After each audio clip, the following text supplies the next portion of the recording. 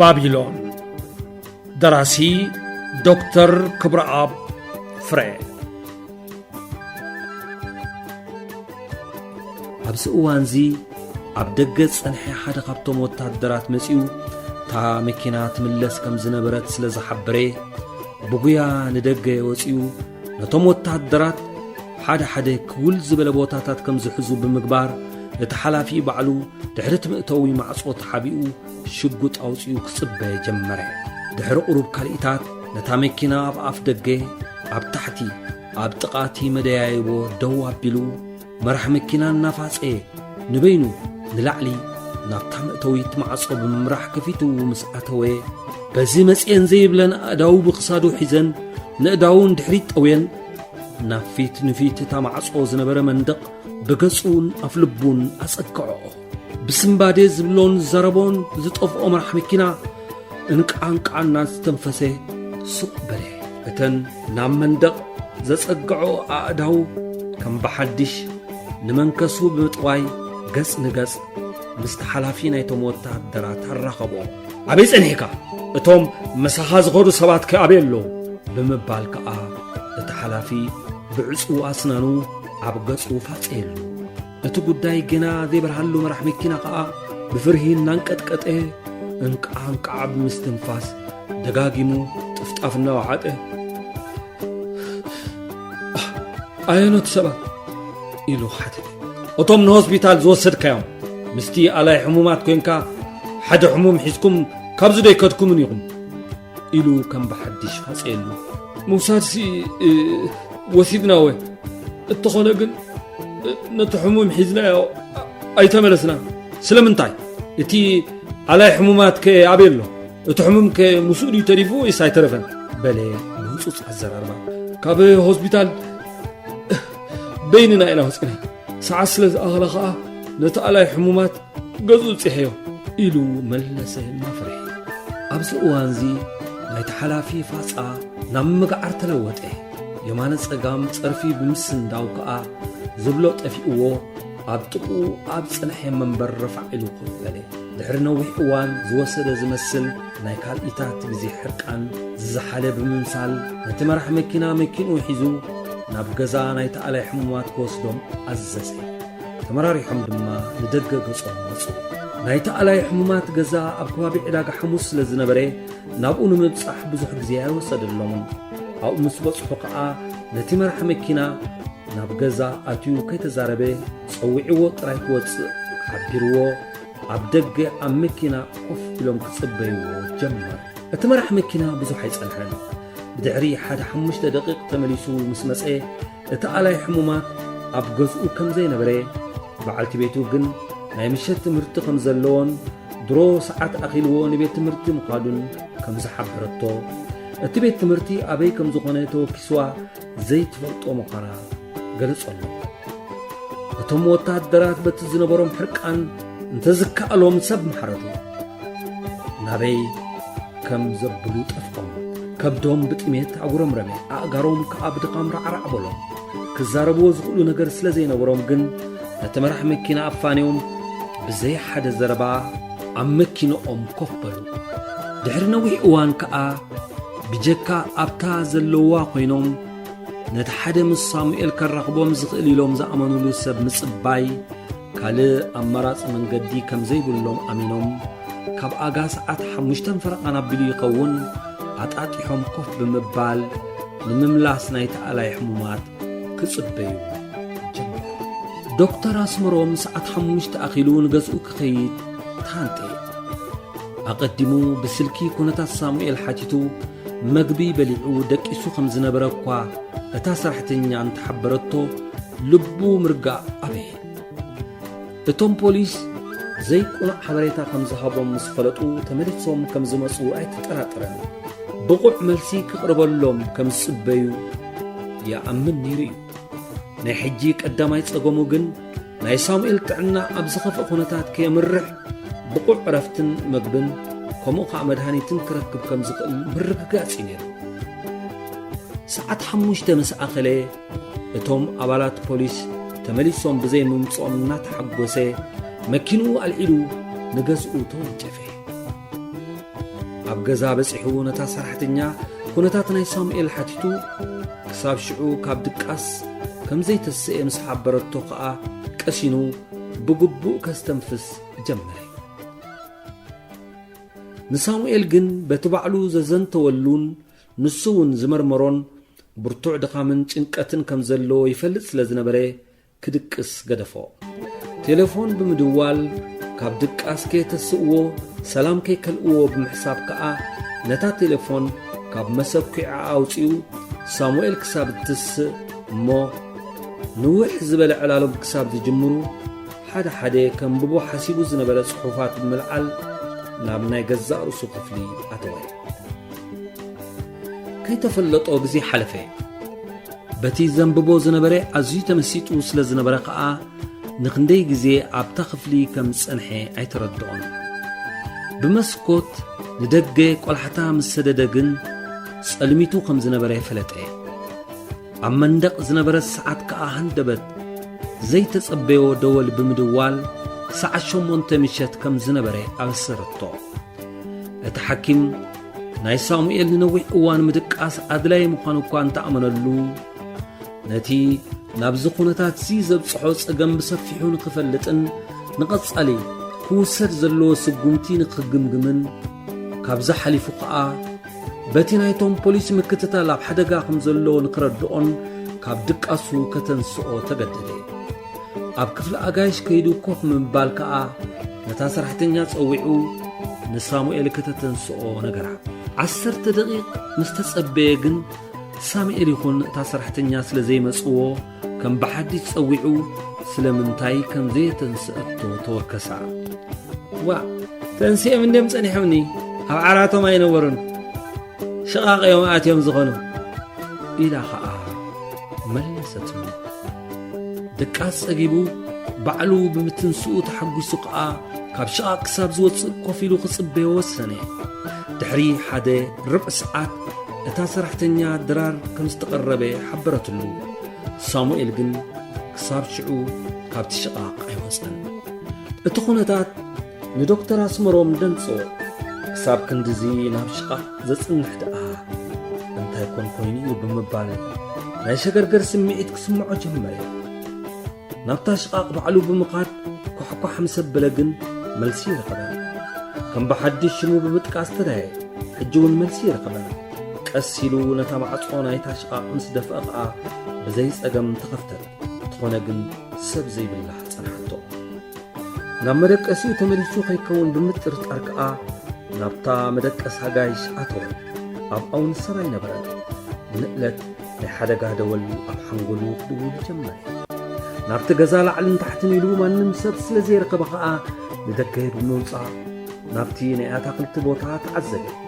ንሳሙኤል ብሽሙ ዓዊሉ ብምጽዋዕ ከዓ መልስ ተጸበየ። ግን ዋላ ሓደ እኳ ዝምልስ ኣይነበረን። ናብታ ገዛ ተመሊሱ ፍርሃት ብዝመልኦ ድምፂ ነታ ሰራሕተኛ መወዳእታ መዓስ ከም ዝረኣያቶ ሓተታ። ዘቕረበትሉ መግቢ በሊዑ ናብታ መደቀስ ክፍሊ ኣትዩ ክዓጽኦ እንከሎ ብግምት ሰዓት 7 ኣቢሉ ከም ዝነበረ ከዓ ሓበረቶ። ናበይ ከም ዝኸደ መዓስ ከም ዝኸደ ክፈልጥ ኣይከኣለን። ኣብቲ ገዛ ግን ከም ዘይነበረ ብዘየጠራጥር መንገዲ ተረድአ። እንታይ ከም ዝገብር ንመን ከም ዝሓትት ከዓ ጠፍኦ። ንመጀመርያ ግዜ ናይቶም ዝሃድንዎ ዝነበሩ ወታደራት ሓገዝ ክሓትት ሓሰበ። እንተኾነ ግን እቲ ናይቶም ወታደራት ሓላፊ ዝተቐበሎ ትእዛዝ ትዝበሎ ተኾነ ብህይወቱ ተዳኣ ዘይሎ ግን ብሙቱ ዝብል ቃል ኣብ እዝኑ ከም ቃጭል እናደወለ ከዓ ዝወስዶ ስጉምቲ ጠፊእዎ ክሓስብ እንተኸኣለ ከዓ ናብ ጥቑ ኣብ ዝነበረ መንበር ረፋዒሉ ኮፍ በለ። ዶክተር ኣስመሮም ሳሙኤል ክሳብ ዝትንስእ ክጽበዮ ኣብ ክፍሉ ኮፍ ኢሉ ጽሑፋቱ ኣብ ዘንብበሉ ዝነበረ እዋን ድማ እቶም ወታደራት ገና ነቲ ኣላይ ሕሙማት ካብ ቤት ትምህርቱ ክምለስ ኣብ ኣፍ ደገ ገዝኡ ኮይኖም ይጽበይዎ ነይሮም። ገሊኦም በቲ ዝነበሮም ድኻም ድቃስ ጠሊምዎም ገሊኦም ብቁሪ ከንቀጥቅጡ ገሊኦም ከዓ ብትሕቲ መልሓሶም ክዕዞም ዝሙ ከለዉ እቲ ሓላፊኦም ድቃስ ብምስኣን ዓይኑ ናብ ጓህሪ ተለዊጡ ዝሕዞን ዝጭብጦን ጥፊእዎ ዓቕሉ ኣብ ምጽባብ ኢሉ ቀስ ብቀስ ከባቢኦም እናጸመተ ኸደ እቲ ስዑ ዝነበረ ናይ መንገዲ መብራህቲ እውን ተወልዐ እቲ ግዜ እናመሰየ ስለ ዝኸደ በብቁሩብ ቁፅሪ ናይቲ በቲ ቦታ ዝመላለስ ዝነበረ ህዝቢ እናነከ ብምምጻእ ኣብ ኣጋስ ሰዓት 9 እቲ ቦታ በረውረው ኢሉ ተረፈ ሽዑ ሃንደበት ብሓደ ኹርናዕ ናብታ ንሳቶም ዝነበርዋ መንገዲ ተጸምበረት እንታይነታ ዘይፈልጥዋ ንእሽቶ መብራህቲ ናብኣቶም ገጻ ተመርሕ ተመልከቱ የማን ንጸጋምያ ትንቀሳቐስ ነይራ ናይ ኢድ መብራህቲ ከይትበሃል ፍጥነታ ልዑል ነይሩ በብቁሩብ ናብኣቶም ገጻ እናተጸግዐት ምስ ቀረበት ግን ብሽግለታ ከይትኸውን ተጠራጠሩ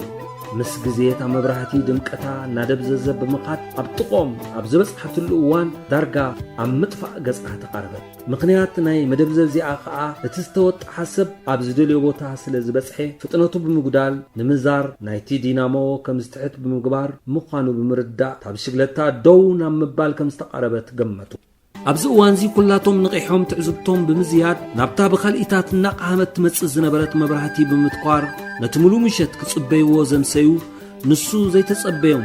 ኣላይ ሕሙማት ከገርህዎ ተቐራርቡ መልክዑ ይኹን ተኸዲንዎ ናይ ዝነበረ ክዳውንቲ ኣፋፍኖት ስለ ዘይነበሮም ግን እቲ ሓንቲ ንመለለይኡ ዝነበረቶም ነጥቢ ናብታ ቤቱ እያ ተባሂላ ዝተሓበረቶም ገዛ ከኣቱን ከሎ ከዘንግዕዎ ጥራያ ነይራ ሓሳባቶም በዓል ብሽግለታ ብሽግለቱ ወሪዱ እናደፈኣ ንቅድሚት ገጹ እናምርሐ ከሎ ሃንደበት ከይረኣያ ጸንሐቶ መኪና ማዕጾኣ ተኸፊቱ ገምገም ኢሉ ብምዕጻው ካብኣ ዝወፁ 4 ሰባት ናብኡ ገጾም ከንደዱ ስለ ዝረኣየ ሰረቕቲ መሲልዎ ብስምባዴ ብሽግለቱ ደርቢዩ ኣብ ክንዲ ንቅድሚት ናብ ዝመጸሉን ድሕሪት ኣቢሉ ሓደመ ነቲ ዝወሰዶ ስጉምቲ ብጌጋ ዝተረድኡ ወታደራት ፖሊስ ብቕጽበት ደድሕሪኡ ብምስዓብ ናብታ ኹርናዕ ተጠውዩ ሓደ 10 ሜትሮ ኣቢሉ ምስ ከደ ብየማንን ጸጋምን መንኩቡ በቲ ሓያል ኣእዳዎም ብምዕትዓት ካብ መሬት ኣልዒሎም ናብ መንደቕ ኣጸግዕዎ ኡይ ክብል ስለ ዝጀመረ ከዓ ሓደ ካብኣቶም ኣፉን ኣፍንጩን ብኢዱ ብምዕባስ ትንፋስ ከሊኡ ዓይኑ ብፍርሃት ፈጢጠን ከም ዝተርፋ ገበሩ እቲ ሓላፊ ናይቶም ፖሊስ ሱቕ ክብል ብምምካር መንነቱ ስለምንታይ ከም ዝሃደመን ምስ ሓተቶ ከዓ እቲ ንሱ ዝሃቦም መልሲ ደንጾ ንሱ ቀሺ ሰመረ ዝበሃል ሰብ ከም ዝኾነ ዝሃደመሉ ምኽንያት ከዓ ሰረቕቲ መሲልዎ ምዃኑ ገለጸሎም ስለምንታይ ኣብቲ ከባቢ ምስ በጽሐ ካብ ብሽግለቱ ከም ዝወረደ ምስ ሓተትዎ ከዓ ሽግለቱኡ እምኒ ሃሪምዋ ኣብ ምንፋስ ስለ ዝነበረት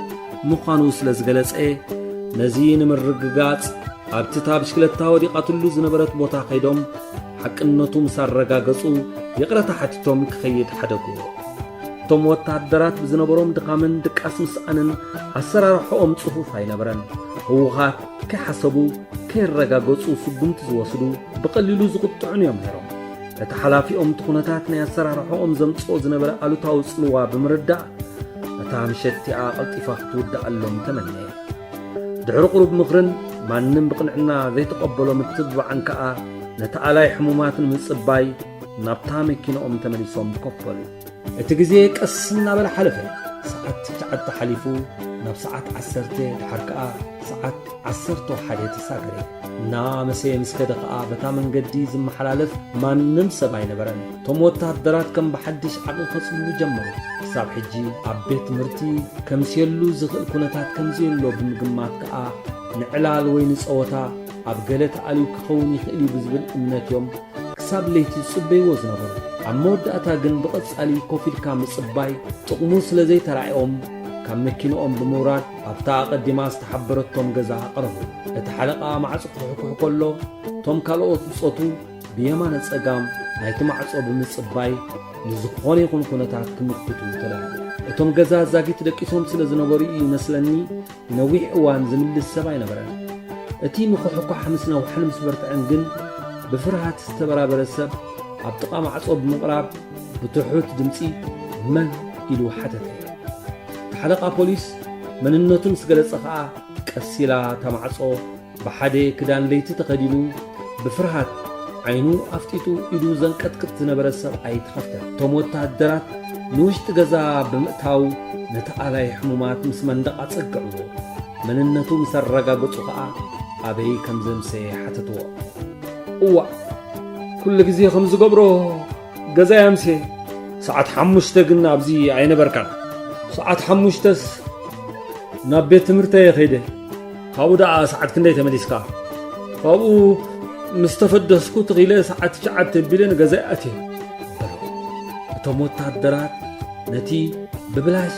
عبدقي أبقري بطمياتهم زحلفوا قلت ساعات نذكروا حرب نبقى زخدا بين عتيقة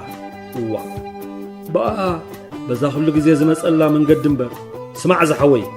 كل جزية تمسألة من قدين إحنا نفلطونينا أنا تصير كاتم اللس تكون كاملس زي اللي بمبال نايم فراك على تاب عير أنت تلو قد فلو نزحتتكم لحطو ملسي أقريبا لكم بمنتهي مغنيات ناس تقبروا خمزة لهم انتهي كتفلطوا خمزة لهم من أيتردأن سلازي نسخاتكم بنصر ممسيكم قريسكم تتحتني بزبلس أن ترددأنا بلي النفرحي شعو حدا قبطم وتعدرات كسلو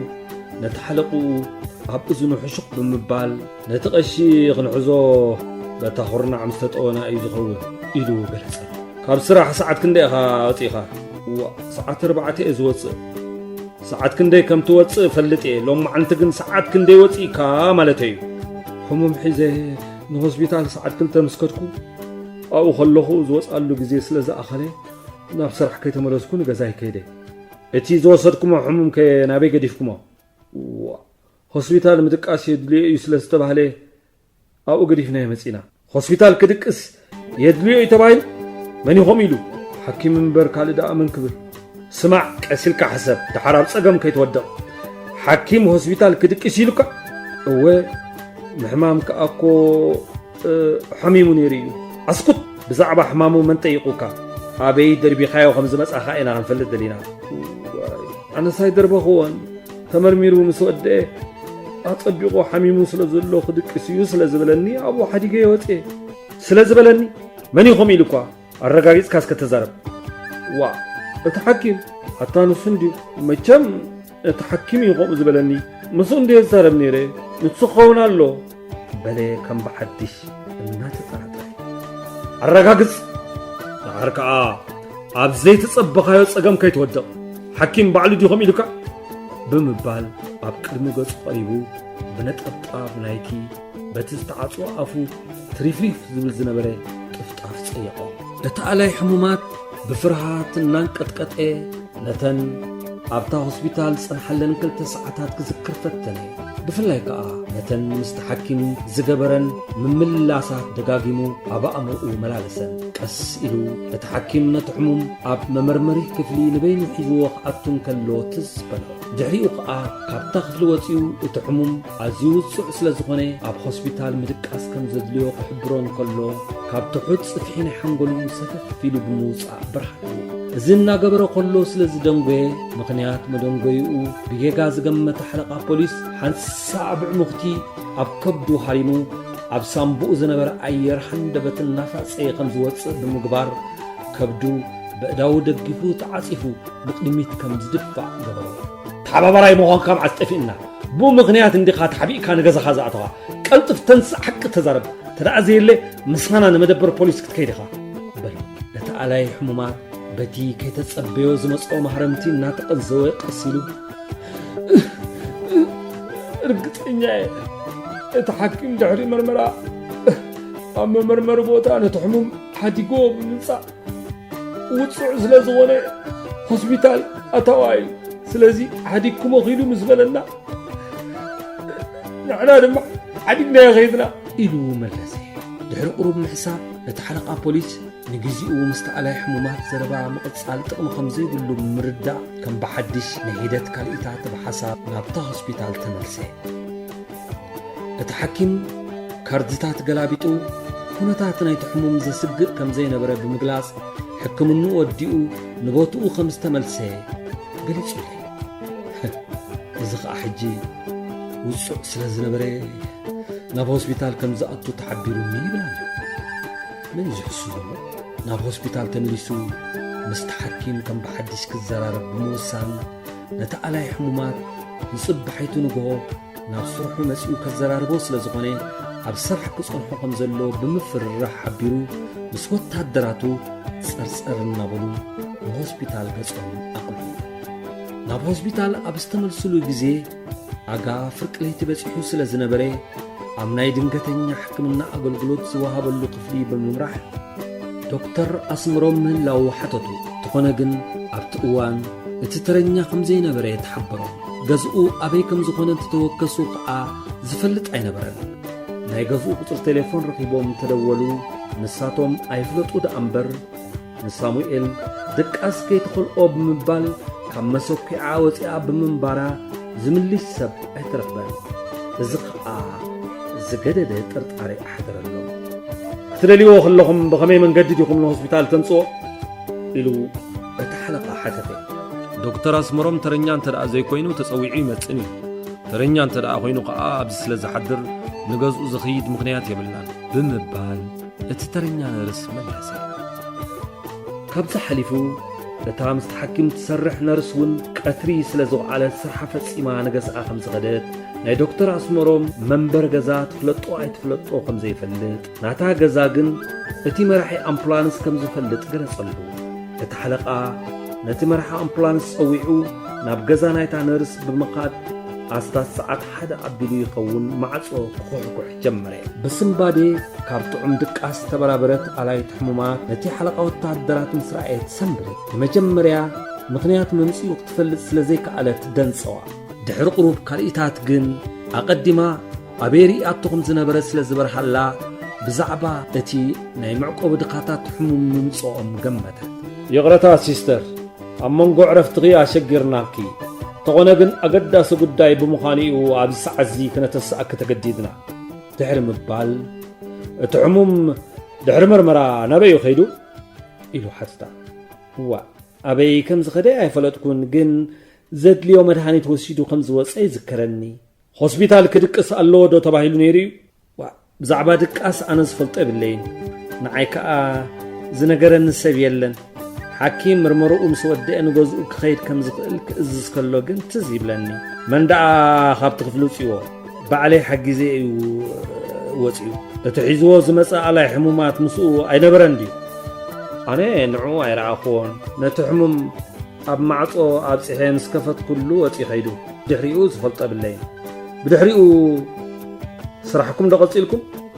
ኣይቀጸልናን ናይ ሻሂ ዕረፍቲ በፂሑ ስለ ዝነበረ ዶክተር ቡንክሰቲ ወፂኡ ኸይዱ ድሕሪኡ 10 ደቂቓ ኣቢሉ ከዓ ንስኻትኩም መፂልኩም እቲ ሓላፊ ንሓፂር ካልኢታት ዝን ምስ በለይ ሃንደበት ሽዑ ድሕሪ ቀትሪ ኣብ ኣፍ ደገ ሆስፒታል ዘጋጠሞ ሓደ ነገር ትዝ በሎ እንታይ ዓይነት መኪና እያ ዘላቶ ዶክተር ኣስመሮም ጻዕዳ ፔጆ 504 ንሳ እያ ነይራ ኣብታ ኣፍ ደገ ሆስፒታል ጎፍ ንጎፍ ዘጋጥመቶም መኪና ናታቶም መኪና መስታ ፔጆ ብሓደ ናብታ ኣፍ ደገ ስለ ዝበፅሓ ንስኻ ተመለስ ንስኻ ባ ብዝብል ስምዒት ንቁሩብ ካልኢታት ምስ ጸንሑ እታ ፔጆ እንድሕሪት ክትምለስ ትዝ በለቶም ክልተ ሰባት ሒዛ ከም ዝነበረት ተመራሕያ ከዓ ሓኪም ምዃኑ ዘፍልጥ ጻዕዳ በጃ ክዳን ለቢሱ ከም ዝነበረ ዘከረ በብቁሩብ ብዛዕባ ዶክተር ኣስመሮምን ጠባያቱን ተጠራጠረ ብዙሕ ዓይነት ሓሳባት ኣብ ሓንጎሉ ብምፍልፋል ከዓ ምስቲ በብእዋኑ ዝሓልፍ ዝነበረ ካልኢታት ዶክተር ኣስመሮም ረኺቡ ናይ ምዝርራብ ድልቱ ክዕብልሎ ጀመረ ዶክተር ኣስመሮም ኣበይ እዩ ገዝኡ ኢሉ ከዓ ሃንደበት ሓተታ ገዝኡ ይፈልጦነ ተኾነ ግን ኣብ ከባቢ ካምቦበሎ ምዃኑ ግምት ትርጉፅ ቦትኡ ግን ኣይፈልጦን እቶም ወታደራት ነታ ምሸት እቲኣ ክገብርዎ ዝኽእሉ ኩሉ ኣብ መወዳእትኡ ከም ዝበፅሐ ይኣመኑ እቲ ናብ ሳሙኤል ከም ረኾም ዝኽእል ዝነበረ ኣንፈታት ኩሉ ብምኽታሙ ሕርቃን ክስምዖም ጀመረ ዓቕሎም ጽበቦም ተሓላፊኦም ነቲ ኣብቲ መደበር ፖሊስ ኮፍ ኢሉ ጽበዮም ዝነበረ ሓለቓ እንታይ ዓይነት ጸብጻብ ከም ዘቕርበሉ ጠፍቆ ኣብኡ ደው ኢሎም ከለዉ ከዓ እታ መወዳእታ ዝሃቦም ትእዛዝ ትዝበለቶ ኣብ ዝኾነ ይኹን ሰዓት ከዓ ጸብጻብካ ንምቕባል ከም ዝጽበ ዘለኹ ኣይትረስዕ ነታ ኣላይት ሕሙማት ቴሌፎን ተደኣልይዋ ክጥቀመላ ተወኪሱ ናብ ሓለቓኡ ደው ኢሉ ናፈርሄ ጸብጻቡ ኣቕረበሉ ክሳብ ንጽብሒቱ ንግሆ ዝገብርዎ ነገር ስለ ዘይነበረ ንገዛውቶም ክኸዱ ከም ዝመደቡ ድማ ገለጸሉ እቲ በት ዝሰምዖ ጸብጻብ ጸጉሩ ርእሱ ክነጽ ዝቐረበ ሓለቓ ግን እዝኒ ብዘደንቁር ኣዘራርባ ኖ ጋዛ ዝበሃል ነገር የልቦን እዚ ሰብኣይ እዚ ብህይወቱ ይኹን ብሞቱ ኣብ ትሕቲ ቀይዲ ክሳብ ዝኣቱ ገዛ የለ ድቃስ የለ ክሳብ ጽባሕ ንጎ ክጠፍእ ዘይግብኦ 7 ሰዓታት ኣሎ ከባቢ ከምቦቦሎ እንተርኣ ኮይኑ ናይቲ ሓኪም መንበር ገዛ ዋላ በብሓደ ንነበርቲ ናይቲ ከባቢ ኣትንሲእኩም ኣበይነቱ ተረድኡ ሕጂ እንተኾነ ኣነ ካብዚ ኣይክኸይድን እየ ሪፖርትኻ ኸጽበየ ብምባል ናይቲ ሓለቓ ፖሊስ መልሲ ከይተጸበየ ነታ ስልኪ እናንጸርጸረ ኣብ እዝኑ ኣጸወር እቲ ሓለቓ ናይቶም ወታደራት ኣብ ቅድሚ ተሓላፊ ከውፅኦ ዘይደፍር ዘረባ ንየማነ ጸጋም እንዳወርወረ ከምቲ ዝበሃል ሓሳኻ ደንበስ ኣብ ዝለምለመሉ ስለ ዝኾነ ምስቶም መሳርሕቱ ብምንጽርጻር ነታ ንርስ ተሰናቢቱ ንካምቦበሎ ገጾም ኣምርሑ እቶም ወታደራት ንቐሺ ሰመሬ ኣብ መንደቕ ኣጸጊዖም ኣብ ዘፋጠጥሉ ዝነበሩ እዋን ዶክተር ኣስመሮም ኣብ መንበሩ ኮፍ ኢሉ ብዛዕባ ሳሙኤል ካብ ገዝኡ ምጥፋእ እናሓዘነ እንታይ ዓይነት ስጉምቲ ክወስድ ከም ዝግብኦ የስተንትን ነይሩ ሳሙኤል ኣብ ብርቱዕ ሓደጋ ከም ዝነበረ ስለ ዝተረድኦ ኸዓ ስጉምቲ ናይ ምውሳድ ውሳኔ ግዜ ዘይህብ ምዃኑ እናኣመነ ናበይ ክኸይድ ንመን ክነግር ከም ዝኽእል ምውሳን ጸገሙ ዘይሩ እቶም ወታደራት ንዕኡ ደልዮም ከም ዝምለሱ ርግጸኛ እዩ ነይሩ ክሳብ ዝመፁ ግን ሓፂር ደኣ ይኹን እምበር ነቲ ዝነበሮ ግዜ ኣብቲ ከባቢኡ ኮለል ብምባል ኣብ መት ናይ ሳሙኤል ንክገብር ብምውሳን ደገ ወፂኡ ኸደ ብእግሩ ዘይኣተዋ መንገዲ ዘይመርመራ ኩርናዕ ኣብ ካምቦቦሎ ኣይነበረትን ረኽበየ ዝብል እምነት ነይርዎ ዘይኮነስ ሳሙኤል ምስቲ ዝነበሮ ረስሚ ኣተፍቲፉ ብዘይፍላጥ ካብ ገዛ ወፂኡ ፍቐዶ መንገዲ ብዘይልቡ ይዘውር ከየሉ ብዝብል ኣተሓስባ እዩ ፈቐድኡ ክዘውር ዘምሰየ ግዜ እናሓለፈ ምስ ከደ ተስፍኡ እናቕሓመ መፀ ድሕሪ ነዊሕ ግዜ ዝወሰደ ምድላይ ከዓ ድኻም ፍርሃት ሃንቀውታ ኣሸነፎ ዝገብሮ ስለ ዝጠፍኦ ከዓ ምናልባሽ ተመሊሱ ገዛ መፂኡ እንተኾነ ንምርኣይ ናብ ገዝኡ ገጹ ኣምርሐ ከምዚ ኢሉ ብሓሳብ ተዋሒጡ መንገዲ ኸቋርጽ ክብል ከሎ በዚ መጽያ ዘይብላ መኪና ንቁሩብ ስዒታቶ ሓሊፋ ንደቡብ ገጻ ተወንጨፈት ብስምባዴ ቁልሕ ኢሉ ድሕሪኣ ምስ ተዓዘበ ከዓ ናይ ፖሊስ መኪና መንባራ ኣብ ድሕሪኣ ብዝተለጠፈ ሰሌዳ ተረድአ ኣብ ገዛ ምስ ተመልሰ ዳይ ሳሙኤል ገና ይረኸበን ክገብሮ ዝኽእል ነገር ከዓ ኣይነበረን ብዛዕባ እቲ ንሳሙኤል ዝህድም ዝነበረ ጉዳይ ኣዕሚቑ ገና ስለ ዘይፈለጠ ከዓ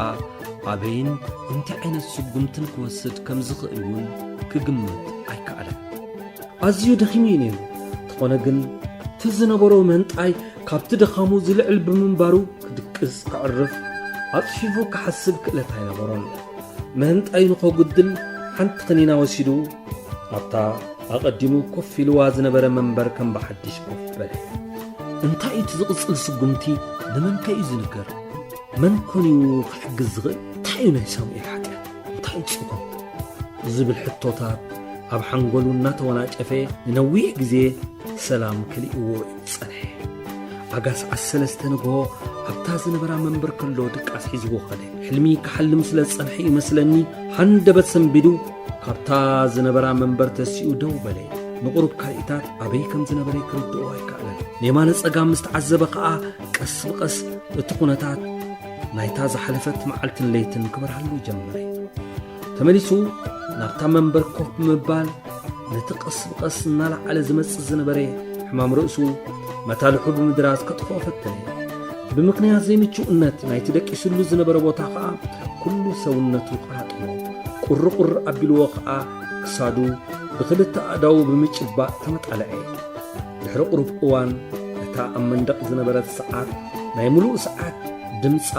ብመልክዕ ሙዚቃ ስምዐት ቁልሕ ኢሉ ናብኣ ብምርኣይ ሰዓት ክንደይ ከም ዝነበረ ምስ ተዓዘበ ከዓ ሰዓት 5 ንግሆ ምንባሩ ፈለጠ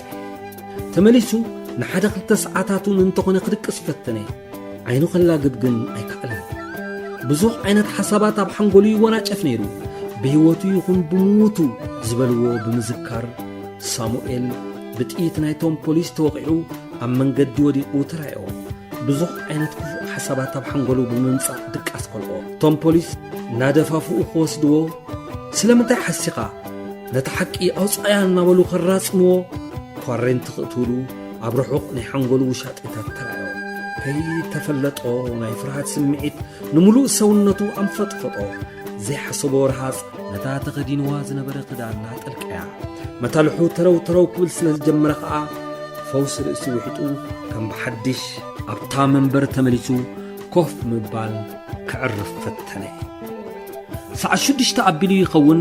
መሬት ወጊሑ ብርሃን ንጸልማት ቀዲዱ ክወፅእ ምስ ጀመረ ኣብ መስኮት ተጸጊዑ ንደገ ገጹ ተመልከተ እቲ ለምለም ናይ ገዝኡ ኣታኽልቲ ትቐስና በለ ነቲ በብቁሩብ ዝደምቕ ዝነበረ ናይ ፀሓይ ጩራ ክቕበል ዝፈታታሕ ዝነበረ ዕምባባታት እተን ጭቕጭቕ እናበላ ካብ ተኽሊ ናብ ተኽሊ ካብ ዕምባባ ናብ ዕምባባ ዘወናጨፋ ዝነበራ ኣዕዋፍ እቶም ዚዝ እናበሉ ፍረ ናይቲ ዕምባባታት ንምርካብ ዝቀዳደሙ ዝነበሩ ሓሳኹ ኣቓልብኡ ብምስሓብ ካብቲ እዋናዊ ጸገሙ ኣውፂኦም ግዝያዊ ቅሳነት ከም ዝረክብ ገበርዎ ከምኡ ኢሉ ንክንደይ እዋን ከም ዝጸንሐ ኣይተፈለጦን ኣብ መወዳእታ ግን ቆላሕትኡ ነቲ መካበብያ ናይ ገዝኡ ሓሊፉ ኣብታ ብቕድሚ ገዝኡ ተሓልፍ ዝነበረት መንገዲ ገጹ ኣዘንበለ ዓይኑ ደኣዩ ናብኣ ገጹ ዘዘንበለ እምበር ሓሳባቱ ኣብ ካልእ ስለ ዝነበረ ሓንጎሉ ነቲ ዝሪኦ ዝነበረ እኳ እንተመዝገበ ነቲ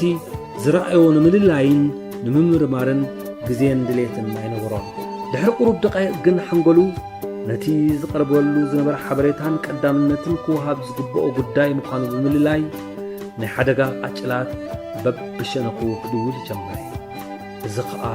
ዶክተር ኣስመሮም ካብቲ ጥሒልዎ ዝነበረ ህውተታ ስሒቡ ብምውፃእ ኣቓልብኡ ኣብታ ኣብ ቅድሚ ገዝኡ ደው ኢላ ዝነበረት መኪና ከም ዘተኩር ገበሮ እታ ዝሓለፈት ምሸት መንገዲ ክቋረጽ ክብል ጸፊዓቶ ዝነበረት ናይ ፖሊስ ላንድሮቨር እያ ነይራ መሳኹታ ተኸፊቱ 6 ሰባት ኣብ ውሽጣ ኮፍ ኢሎም ኣእዳዎም እናወዛወዚኦም ዝከራኸሩ ነይሮም ንእለት ካብቲ ቐላዕ ደው ኢሉሉ ዝነበረ መስኮት ንጎኒ ናብ ድሕሪ መንደቕ ብምሕባእ ቀስ ኢሉ ብጫፍ ናይታ መስኮት ቆላሕትኡ ሰደደ እንታይ ይገብሩ ከም ዝነበሩ ኣይበርሃሉን ምስቲ ዝሓልፍ ዝነበረ ካልኢታት ናይ ልቡ ህርመት ክልዕል ጀመረ ኣእዳው ብርሃዝ ጠልቀያ ኣእጋሩ ኸኣ ኸጠልምኦ ተቓርባ ከም ብሓድሽ ናብ መንደቕ ተጸጊዑ ነቲ ብቐጻሊ ዝድንፍዕ ዝነበረ ፍርሃት ክቆጻጸሩ ፈተነ ዝኾነ ግን ቀሊል ኣይነበረን ኣእዳው ካብ ዝግበአን ንላዕሊ ነዊሕ ስለ ዝጨበጠን ኣቐንዝኦ ቀስ ኢሉ ከም ዝፍትሓ ብምግባር ከዓ ኣጻብዕቱ እናወሳወሰ ነቲ ቃንዛ ተጻወሮ ብልቡ ክኸድሉ ጸሎት ድሕሪ ምግባር ከም ብሓድሽ ቀስ ኢሉ በታ መስኮት ቆላሕትኡ ናብ መንገዲ ሰደደ ተኾነ ግን እታ መኪና ትኹን እቶም ኣብኣ ዝነበሩ ሰባት ኣይተነቓነቑን ኢዶም ብምውስዋስ ደኣ ክትዖም ቀጸሉ ስለምንታይ ከም ዝጽበይዎ ዝነበሩ ከዓ ክበርሃሉ ኣይከኣለን ንገለ 10 ደቂቕ ኣብ መንደቕ ተጸጊዑ ኣዒንቱ ብምዕማት ምስ ኣምላኹ እናተመያየጠ ኸሎ ሞተራ ናይ ዘለዓለት መኪና ድምፂ ሰሚዑ ብመስኮት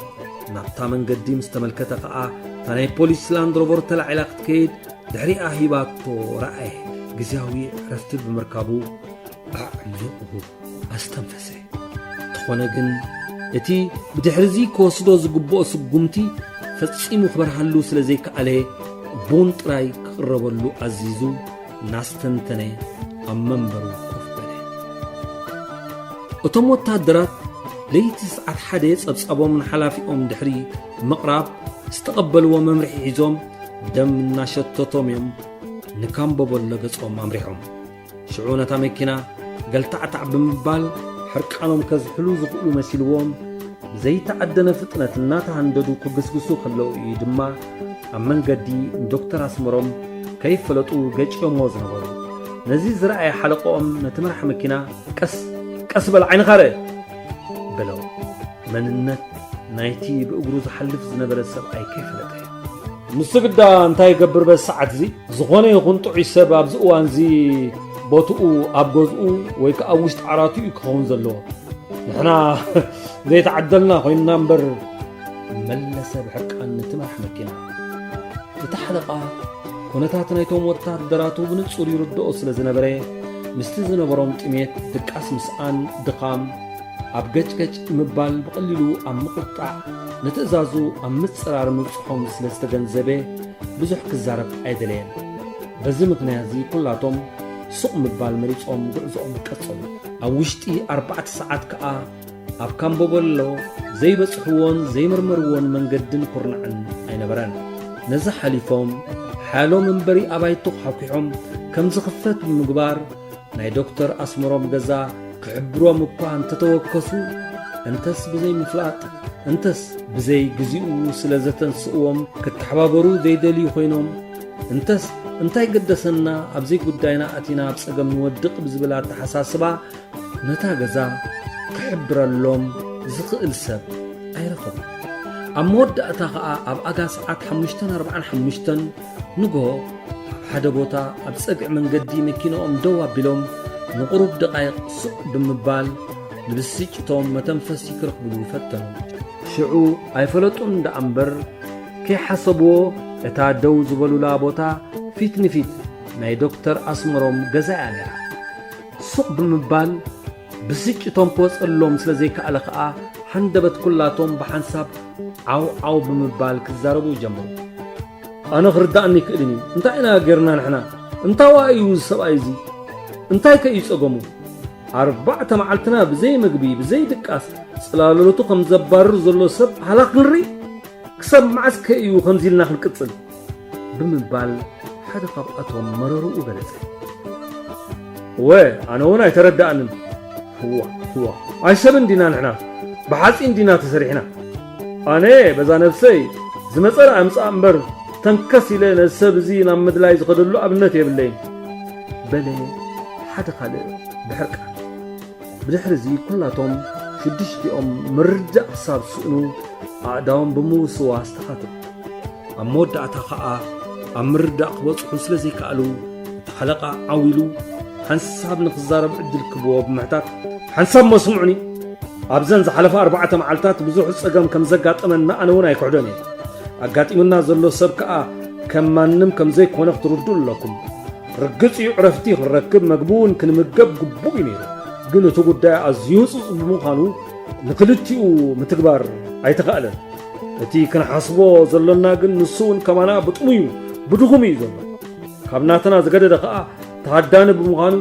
መፁን እናበለ ናብ ዝጭነቐሉ ዕረፍቲ ዝስእነሉ ኩነታት እዩ ዘሎ ዝኾነ ኮይኑ እዚ ኩሉ ብዘይገድስ ከም ብሓድሽ ኣብ መደበርና ንኸይድ ጸብጻብና ቀሪብና ካብኡ ዝወሃበና መምርሒ ምስማዕ ይሓይሽ በለ በዚ ብምስማዕ ካዮም نوغو اغاس 6 فرقان كخون كا دكتور اسمروم بمسكوت ناتعذبهم كابتا افتك غزو بزعبا اتي كاب زخونه يكون كال نجر بزبلص ازدليو زنبرو سب حبريتا خبوم زخل زنبري يدوم زرقيهم كركبلو زخللو ابزنبرو بوتا حديقوم نمدبر بوليس كصوم زمرو ساعات 6:45 ابلو امدبر بوليس مسبصحو تحلافي ملو ليت خيدقسي صصابوم نمقبال كصبه سلاز حدري نسون طبايو قطينو بقليلو غچغچ كبل صرحوم مرجع يتخالن تخونه ግን ኮነታት ናይቶም ወታደራት ብምግምጋም ንሓደ 6 ሰዓት ገዝኦም ከዶም ክዕርፉ ልክ ሰዓት ሓደ ድሕረ ቀትር ከዓ ተመሊሶም ክመጹ ትእዛዝ መሐላሊፉ ኮፍ ብምባል ነቲ ዝነበሮ ሓበሬታ ክግምግም ጀመረ ኣብ መጀመርያ ፈጺሙ ክበርሃሉ ዘይከኣለ ብዛዕባ እዚ እንታይነቱ ዝፈልጦ ጉዳይ እቲ ካብ ላዕሊ ኣብ ርእሲኡ ዝግበረሉ ዝነበረ ብርቱዕ ጽቕጢ እዩ ከም ሓላፊ ናይ ፖሊስ ካል እንተተረፈ ምኽንያት መኽሰሲ ናይቲ ብህይወቱ ወይ ከዓ ብሞቱ ኣብ ትሕቲ ቁጽጽርካ እትዎ ዝተባህለ ሰብ ክፍልጥ ነይሩ እቲ ዓይንኻ ዓሚትካ ጥራይ ተኣዘዝ ዝብል መምርሒ ሕልንኡ ክቕበሎ ዘይኽእል ኣሰራርሓ እዩ ነይሩ ሓደ ዓይነት ውዲት ኣብ ዝለዓለ ቦታ ከም ዝነበረ ኣይተጠራጠረን እንታይ ምዃኑ ግን ክበርሃሉ ይከኣለን ኮሎኔል በርሄ ቁኑዕን ተኣማንን ተመራማርን ወታደር እዩ ነይሩ ስርሑ ብጽፉፍ ዘካይድ መሰልሰብ ዝሕሉ ንዝኾነ ይኹን ነገር ብጭቡጥ መርትዖኡ ከይረጋገፀ ኣጉል ስጉምቲ ንምውሳድ ዘይህንደድ ወታደር እዩ ነይሩ ሕልቑ ንክሕጐሱ ኢሉ ዝወስዶ ዕውር ስጉምቲ ነበሮ ብቕንዕንኡን ብበዳህነቱን ሓደ ሓደ ኣብ ስልጣን ዝነበሩ ሰባት ኣይፈትዎን እዮም ነይሮም ንሱ ከዓ ናይ ሓደ ሓደ ኣብ ስልጣን ዝነበሩ ሰባት ኣሰራርሓ ቅንዕና ዘይብሉ ምዃኑ ስለ ዝኣምን ኩሉ ግዜ ካብ ላዕሊ ዝመፀሉ ሓበሬታ ይኹን ትእዛዝ بزين حتى ملكت تقبلوا أي فلتين إذا سلزغنا قاع حجينا سامئيل قداي أصبقوا حرخرخ كله جمعي منم عينة حبريتا سلزي قربوا اللقن عبس المات درقف كامل بعض حليفو كقبرو زغل نقرأي نورا بزعبا سامئيل كفلت أزدل حبريتا كابزن كابتن كبقوان تفتني انترفو بقزي درق بزنبرس أقامات تأسيرو كم زنبري عبتقا قزقو بزقات أمناي تتقواسي حدقا سبيتون كالتدقون كم زماتون بقوان حرنتاو قالسي تقادلاي كوينو عزوز أبركتو عب كتما يكوننا ميدا كم زقبر مبر كالا حبريتا خركب كم زيك عليه زكري أبي زولو تسكن انتاي كونيو حاتياتنا سامئيل بمبال نحيالو دقايق أستنتني زمس أرآيم سامبر أتقدايك سامو دقتو بسيو حقو كوتس ألو بزبل أمنتك نتملو ليتي عبسس ساعتون نادو ولي سلام كخلقو زحدري أتو سولومون تليفون بمدوال نتي فرع البوت صبصاب نايتن زحلفة 24 ساعة تقربلو نتصبصاب بزكتا سمع صنحي أتو سولومون جن بتي سمعو فصيمو يتحقوسن بفلاي كأ بزعبا دكتور أسمروم صعود صبصاب سلام كالقو رقصنيا ديخا تحكيم كونيلو زيكون حبريتا هيبكم او بؤو زطراطر نغير يلن كونيلو زيكوني حبريتا نتناي معقوب دخاتات على حمومات كم زحابو بزي طراطر ارغاغيصناينا حراي كابتو هوسبيتال نخوص حجزو زبلكم وخي حساب كندي رقصنياتاتيكم نسون زطراطر ايكونن سلمنتاي وتادراتنا مجمريا ناب هوسبيتال كاتو خلو شعو ايفلطو د امبر حزوه خوصو كلوري يوم دعريو خا كساب لومن كهونه تحكيم نمركاب استغبر مكتتال بزي فر مترافو كونيلو تحبيو خيكون اطراطيرونا الله بزعبا سامئيل زرخوبكم توساخ حبريتا خنتي الله كساب حجي منم يلن كابتو هوسبيتال مستحكم وصي مسكده دعريو فصيمي تراي بتبعل سلطان نتحبريتا سمعو ننوي اوان سوق دحر مبال هندبت كللو لما انتي قبلو مختحلف يبلان سلمنتاي تكونتات حدغنيا نخونه يغيدالو سلازي يقدي اوشت زن زلوا 24 ساعات تاليو تتكبار مستفصمه ليتي يكون قطري نغرني أتصقمكو ملايو زيكونا سابي كم نرخبو يشجيرونا زلو تامود أتا مسؤول قص نقص ترى أنا الله ساعات بقدمت مالينو جوه أبيت قرقيش أب كبابي كلاي بحري عيني بدحريو بورا ورهن تزيكوينو بأكل أبي كم زلو خن الرجا قص أي كألنا يلن نساميل زيكونس نتحكم مالتي أتحكم كل اللودي هم زبالكو بليت خلنيل فرحات بستمر مدلنا مقنعات نايزي زي تحسبت ازاز ما فردو اي كعلم انتخونا قن نتي عبل علواي درجة حدا وديت كلو علو يلو استطراطرو قداي كحيل اللو جمري اوه اتحكم كساب كندزي بزعبا سامئيل كابتا قدسي نقعابو اون حدا سقمتي كابو سدي زفلطو نقر سلازلو ايو ناي سامئيل تحباباراي كهون سلازغل كأ كالا أمرات إبلنا بوصوص ترايك إلالو توم زبلوصو وتعدرات كاسديدكا لما عنتي زي ولاو لسقمت موساد إليو بلا بسمعت هو أزا حكيم الزبع المويايو بزوح زناء دا قلقلوت نهزبي عبركتيو بسفحيو خايز في الله نعو على العلاب بلنا خمز إلي مقبار نهزبي أمنات زسننا خالق زي تحساسبن زي تصبنايان صقماتون كم صالنا خيليو سلازي خال انت ترفي ناي مسار سقمتي تتوسد داي حيشن بلي كولونيل برهي حرقانن غوحنات حوارسو حجي نقوم عينات اسرار حق زي بلنا اب زخونه تحلف دقيق نتي تفلطو زخونه يكون مستير ناكالوت نخحلفو عدل مهاب كوني غزي ايتطف نتي زوهابك كاتزات طراي فصن كولونيل بتي سمعو زنبرا أقلال عقبا مستير كالوتن قحلفو عدل مهار مستبهلا الزراربا برطو ترطاريا أب حنقلو أصفرلو من يوم زوم سواحت سيئاتو انت عينت مستيريو سامئيل وسيدلهم كساب كندزي موتو طراي ዘይኮነስ ዝኾነ ይኹን ምስኡ ዝቀረበ ሰቡን ክእለሎ ተባሂሉ ዝእዘዝ በቲ ካልእ ሸነኽ ከዓ ፈጺሙ ጥፍኣት ንዘይተረኽበሉ ሰብ ሕጋዊ ብዘይኮነ መንገዲ ንቃሊ ሕልንኡ ኣይፍቀደን ሓደ ሓደ ኣብ ላዕሊ ኣብ ስልጣን ዘለዉ ሰባት ንዕኡ ግዳይ ብምግባር ንዘይጽፉፍ ዘይሕጋዊ ኣሰራርሖኦም መሳርሒ ክገብርዎ ይደልዩ ከም ዝነበሩ ጠርጠረ ከምዚሉ እናሓሰበ ኣብ ስልክ ምንባሩ ረሲዑ ነዊሕ እዋን ሱቕ ስለ ዝበለ ዘተሓሳሰቦ በዓል ስልጣን ሰሚዕካኒ ደሎኻ ኣይተረዳዳእና እንዲና ኢሉ ሓተቶ ንሱ ዘይኮነሲ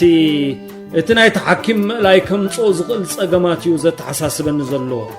ሕጋዊ ብዝኾነ መንገዲ እንተንትግብሮ ደስ እምበለኒ በለ ንኽሓስብ ንኽመራመር ናይዚ ምስጢር ዝተባህለ ጉዳይ እንታይነት ንኽፈልጥ ግዜ እንተረኸበ ብምሕሳብ የግድ እኮ ጠበንጃ ሒዝኩም ብምኻድ ብጥኢት ክትቀትልዎ ኣይድለን እዩ ሓደ ዓይነት ሓደጋ ኣጋጢሞ ከም ዝሞተ ብምምሳል እኮ ክፍጽም ይኽእል እዩ ከም ዝተረዳእኒ ንበይኑ እዩ ዝቕመጥ ሰብ የብሉን ለይቲ ሰረቕቲ ኣትዮም ክሰርቁ ኣብ መንጎ ስለ ዝተስአ ንኸይፍለጡ ብኻራ ዘልዚሎሞ ከም ዝኸዱ ኣምሲልኩም ፈጽምዎ ሕጂ ግዜ ስለ ዘይብልና ብዙሕ ንከራኸለሉ ጉዳይ ኣለን ትእዛዝ ምፍጻም ጥራይ ግዴታኹም በለ እታ ቴሌፎን ሒዛ ዝነበረት ኢዱ ብርሃፅ ጠልቀየት ንግዚኡ ክዛረብ ከም ልቡ ክከራኸር ድሌት ኣይነበሮን ሕልንኡ ነቲ ዝተዋህቦ ትእዛዝ ነጸጎ ፈንፈኖ ተጻረሮ ኣብ ልቡ እግርግር ዝብል ስምዒት ተሰሚዕዎ ንደገ ናብቲ ንፋስ ክረኽበሉ ዝኽእል ቦታ ካድም ደረኾ ኣይሓደምን ናይ ምስምማዕ ይኹን ናይ ምጽራር መልሲ እውን ኣይሓበን እቲ በዓል ስልጣን ናይ ኮሎኔል ሱቕ ምባል ትእዛዝ ንምፍጻም ተገዳስነት ዘይምርኣይ ምክርኻርና ተሓሳስቦ ንከምዚ ዝኣመሰለ ተኣፋፊ ጉዳይ ኣብ ኢድ ኮሎኔል በርሄ ክገድፍ እውን ኣጸገሙ ስለዚ ነዚ ጉዳይ እዚ ባዕሉ ብዝኾነ ይኹን ካልእ መንገዲ ኣብ ፍጻሜ ከብጽሖ ብምውሳን ኮሎኔል ምዃን ሓቅኻ ክትከውን ትኽእል ኢኻ ብስምዒት ጥራይ ምስ ህዝቢ ኸባእሰና እምነት ከስእነና ዝኽእል ስጉምቲ ክውሰድ የብሉን ስለዚ ናይ ሳሙኤል ምድላይኩም እናቐጸልኩም ነቲ ሓኪም ግን ብዕቱብ ተኸታተልዎ ኣበይ ከም ዝኣቱ ምስ መን ከም ዝዛረብ ተዓዘቡ ዘይሩ ምስ ሳሙኤል ምርኻቡ ስለ ዘይተርፍ ንሱ ባዕሉ ክመርሓልና እዩ ከም ዝጠራጠር ኣይትግበርዎ ኣይትሓዝዎ ኣይተዛርብዎ ኣይትቕረብዎ እውን ብርሑቕ ጥራይ ትዕዝብትኩም ኣካይዱ በለ ኮሎኔል ክዕጐስ ክቐስን ምተገብኦ ተኾነ ግን ኣይተሓጐሰን ኣይቀሰነን ከምዚኣቶም ዝኣመሰሉ ሰባት ብቐሊሉ ሓሳባቶም ኣይልውጡን እዮም ዝብላት ተሓሳስባ ቅሳነት ከልኦ እንታይ እዩ ትጉዳይ ሕጂ ኸ እንታይ እዩ ዝሕሰብ ዘሎ መልሲ ክርከበሉ ዘይኽእል ሕቶታት እዩ ነይሩ ዝኾነ ኮይኑ ከምቲ ዝተኣዘዞ ነቲ ሓኪም ክከታተሎ ወሰነ ነቲ ክረኽቦ ዝኽእል ሓበሬታ ጥራይ ኢሉ ዘይኮነስ ብናይ በዓል ስልጣን ሃንደበት ሓሳባት ምልዋጥ ስለ ዝተጠራጠረውን እዩ ነይሩ ድሮ ሰዓት 8 ፈርቓን ኣቢሉ ስለ ዝነበረ ከዓ ንሆስፒታል ሓደ ናይ ሲቪል ክዳውንቲ ዝተኸድነ ወታደር ብምስዳት ኩነታት ናይቲ ሓኪም ክፈልጥ ወሰነ ነዚ ድሕሪ ምግባር ከዓ ሓደ ካብቶም ብሉፃት ዝብሎም ብጾቱ ንኣቶ ሰሎሙን ብስውር ክከታተሎ ኣዚዙ መዓልታዊ ስርሑ ናብ ምስልሳል ኣተ